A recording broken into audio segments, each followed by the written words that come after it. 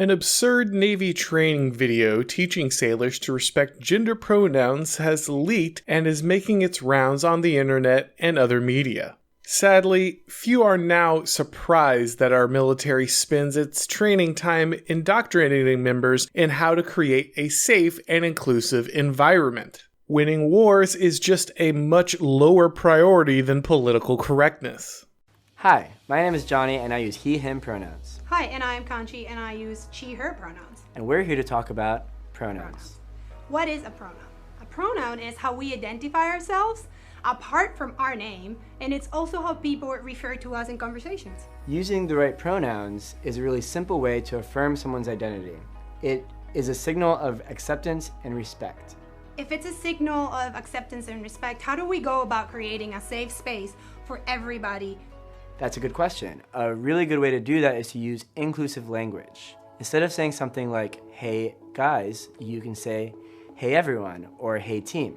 What is truly striking about the video, however, is its juvenile nature. The background set features the horrific, flat human art that has become ubiquitous in all government and corporate HR propaganda. The hosts are terribly awkward and use the stilted yet patronizing speech of a 1980s after-school special repurposed to push the woke agenda. It serves as a reminder that even the most serious and critical institutions in our nation are subject to the buffoonish social codes that now define every human interaction. The cartoonishly dystopian nature of pronoun protocols, trans admirals, and drag queen story hour has given rise to the term clown world to describe the state of our culture. When the social norms being enforced around you every day seem like they belong in a comedy sketch, the only way to stay sane is to mock them for what they are. This is a totally understandable and frankly healthy response. The woke commissars that try to ruin our lives at every step deserve to be disrespected and mocked. But we should also understand why they are obsessed with enforcing such a ludicrous moral order. The knee-jerk reaction of many conservatives is to dismiss woke cultural norms as insane, crazy, or bizarre.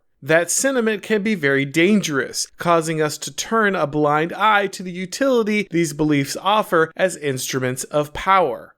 When wokeness first started to emerge on college campuses, most mainstream conservative voices dismissed it as a faddish craze students would abandon once they entered the real world. Now those students have entered corporations and government bureaucracies across the country, and wokeness reigns supreme. Again, it is perfectly reasonable, even necessary, to mock those beliefs for their absurdity, but we should not make the mistake of ignoring their power. The military has been sliding towards wokeness for a very long time. It seems sudden to us because many examples are now becoming public, but training of the sort we have seen in the leaked Navy video is nothing new. The military has been slowly pushing right-leaning members out the door for a decade or more and has been actively purging conservatives from its ranks since the events of January 6, 2021. Something as simple as voting for Trump, voicing conservative viewpoints online, or having an NRA membership could raise suspicion. Refusing the COVID-19 vaccination could see you dishonorably discharged. Being forced to agree with gender pronoun madness is simply another selection mechanism used to force members who may not like where the government is going to step aside. Gender ideology and critical race theory may look like nonsense from the outside, but getting people to agree with nonsense has an impact, as Curtis Yarvin pointed out many years ago. Quote, in many ways, nonsense is a more effective organizing tool than the truth. Anyone can believe in the truth. To believe in nonsense is an unforgeable demonstration of loyalty. It serves as a political uniform, and if you have a uniform, you have an army. End quote. Wokeness is a powerful way to separate friend from enemy in a culture war. Conservatives may be willing to jump through many ridiculous hoops to stay off the radar and keep their jobs in woke corporations or government institutions, but inevitably, if things get crazy enough, they run into a line they cannot cross. Eventually, signaling allegiance to the ruling ideology becomes too costly for those who were just going along to get along. Give preferential treatment to employees with the right intersectional status? Okay. Use Latinx on company forms? Sure, I guess. Pretend the guy who was named John last week is now they, them? Fine. Trans your kids to show how tolerant and accepting you are? Okay, I'm out. As crazy as it may seem, getting someone to commit to the rules of Clown World is a powerful tool for the regime. It is one thing for people to begrudgingly comply to get along, another for them to fully embrace and enforce the absurd. There's also the way in which each little lie that we assent to makes it harder and harder for us to resist the next one. There's this method that interrogators use to break prisoners of war, where they will make them try to just say small lies, make small, almost innocuous seeming statements against their country, or alter the truth just slightly.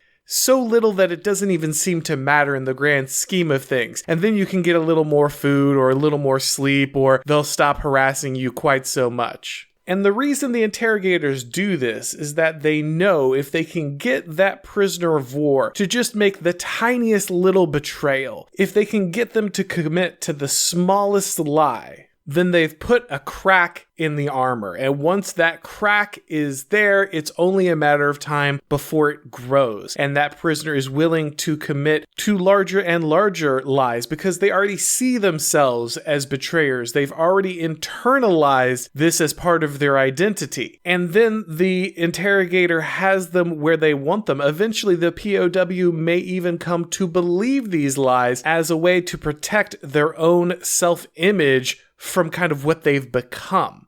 The lies now need to be true, because if they weren't true, that would mean that the terrible things that the POW has done and said, well, they were for no purpose. They were only a cowardly attempt to avoid punishment and nothing else. And no one wants to believe that about themselves. So better to commit to the premise of the lie than to understand yourself as a traitor and a liar. This technique is also particularly useful for the regime when it comes to the military, because if you can get the military to commit to an ideology that puts it in direct odds with middle America, with the values and culture of the average American, then you can separate them from the average American. You can make them feel separate and apart, which is a great way to try to create legions that are loyal to the system and the ideology rather than the people that they are supposed to protect and defend.